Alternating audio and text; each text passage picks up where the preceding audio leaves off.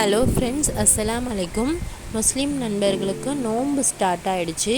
இனிமேல் சஹர் வைக்கும் நேரத்துலேயும் சரி, இஃப்தார் நேரத்துலேயும் சரி, நம்ம விதவிதமாக ஏதாவது நல்லா உடலுக்கு ஆரோக்கியமான புதுமையான சமையல்களை செஞ்சோன்னா ரொம்பவே விரும்பி சாப்பிடுவாங்க. நான் இன்றைக்கி ரொம்பவே டிஃப்ரெண்ட்டான பிரியாணி செஞ்சுருக்கேன். இதில் வெஜிடபிள் ப்ளஸ் நான்வெஜ் ரெண்டுமே சேர்ந்துருக்கும். ரொம்பவே டேஸ்ட்டாக இருக்கும்.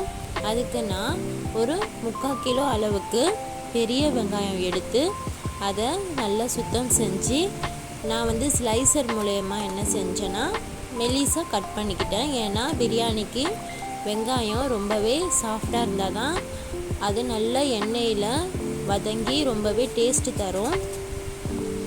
இப்போ நான் இதிலிருந்து கொஞ்சம் வெங்காய பச்சடிக்கும் எடுத்து வச்சுப்பேன். அந்த வெங்காய பச்சடியில் தயிர் போட்டு பச்சை மிளகாய் போட்டு உப்பு போட்டோன்னா அது தனியாக கொஞ்சம் ரெடி ஆகிடும், ஈஸியாகவும் இருக்கும்.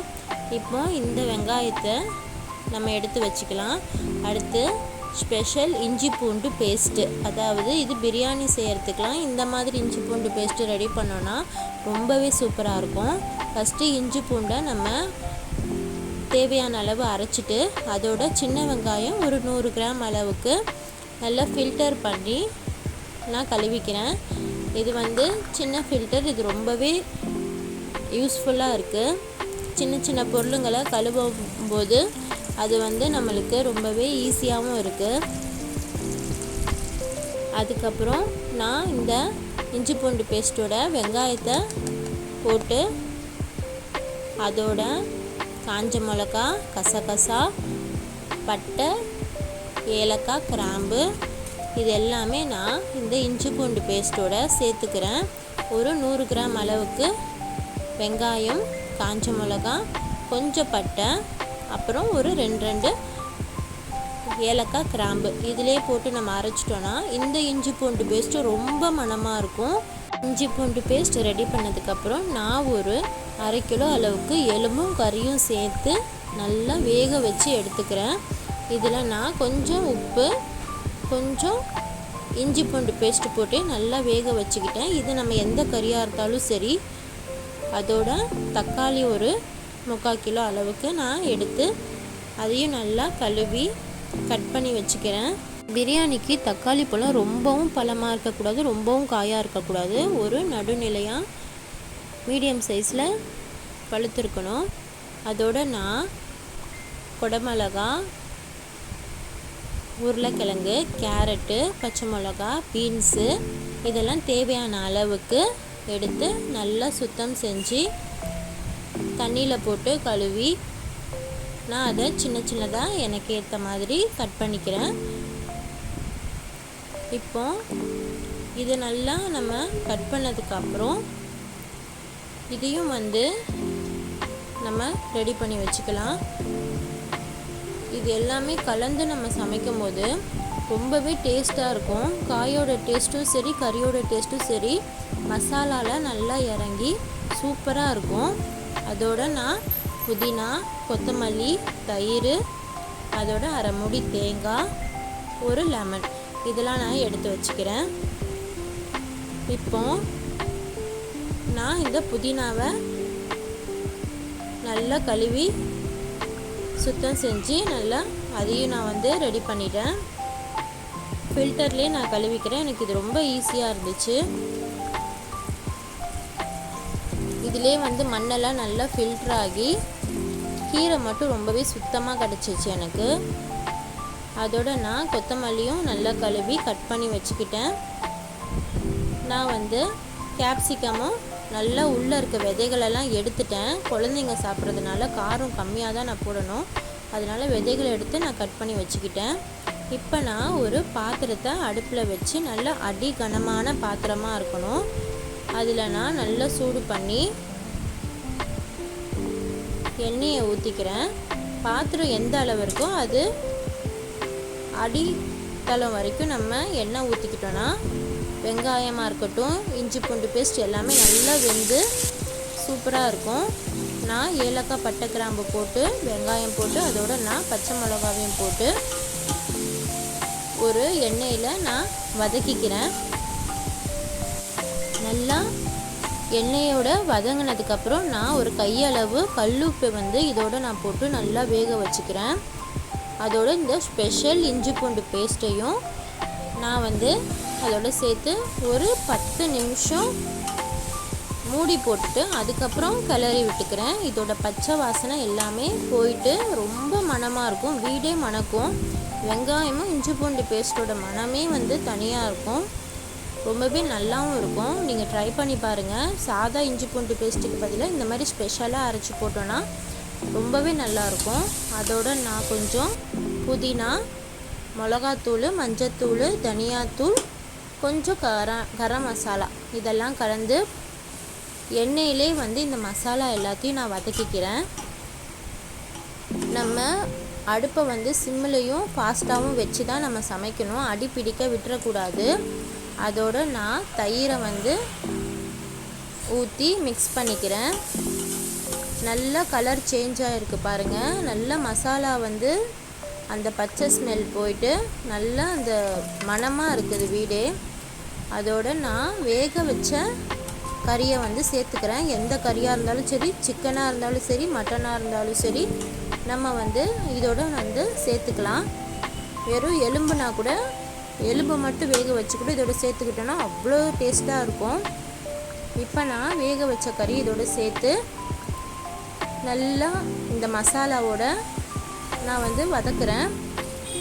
அதோட நான் கேரட், பீன்ஸ், உருளைக்கிழங்கு இதெல்லாம் ஒரு பக்கம் போட்டுட்டு கட் பண்ணி வச்சுருந்த தக்காளியை இன்னொரு பக்கம் போட்டுடுறேன்.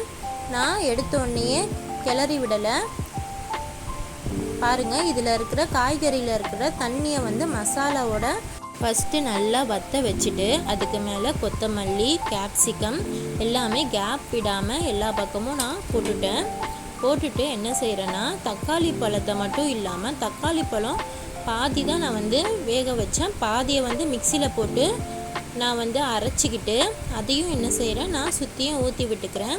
இது வந்து நல்லா சார்ஸ் மாதிரி ரொம்பவே சூப்பராக கிரேவி வந்து அடி பிடிக்காமல் ரொம்ப சூப்பராக வரும், டேஸ்ட்டாகவும் இருக்கும். இப்போ நான் இதை அப்படியே கிளறி விடாமல் ஒரு 10 நிமிஷம் சிம்லையும் ஃபாஸ்ட்லேயும் வேக வச்சுட்டு அப்புறம்தான் நான் பிரட்டி விடுறேன்.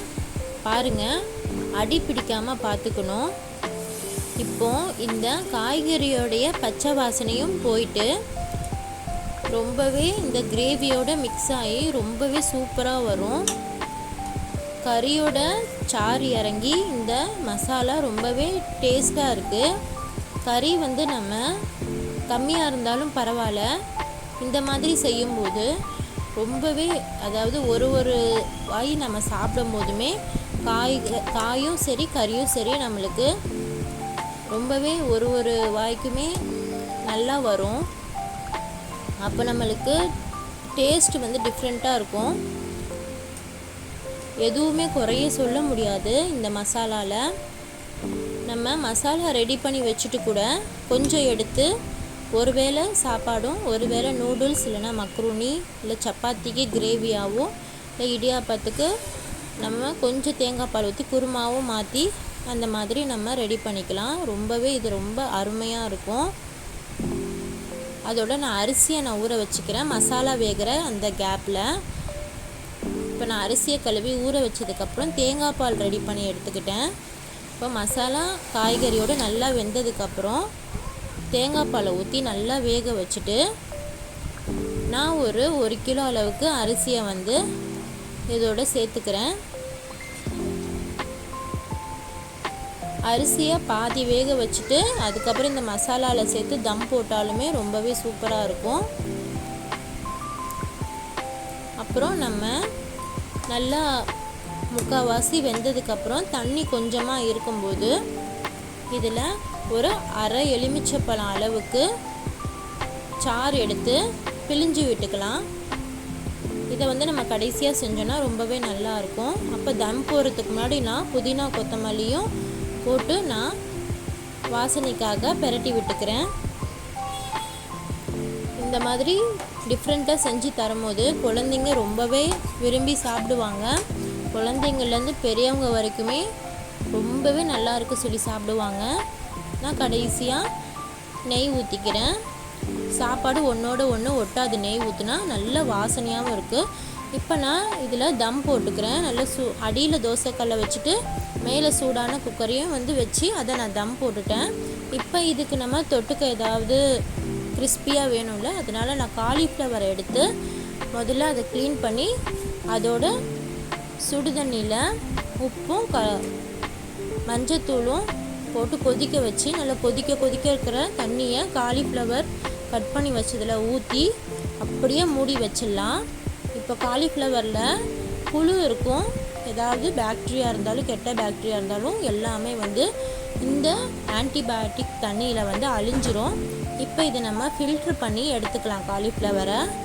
இப்போது நம்ம சிக்கன் 65க்கு என்னென்னலாம் போட்டு நம்ம மசாலா ரெடி பண்ணுவோமோ அதே மாதிரி காலிஃப்ளவர் பக்கோடாக்கும் எடுத்துக்கலாம்.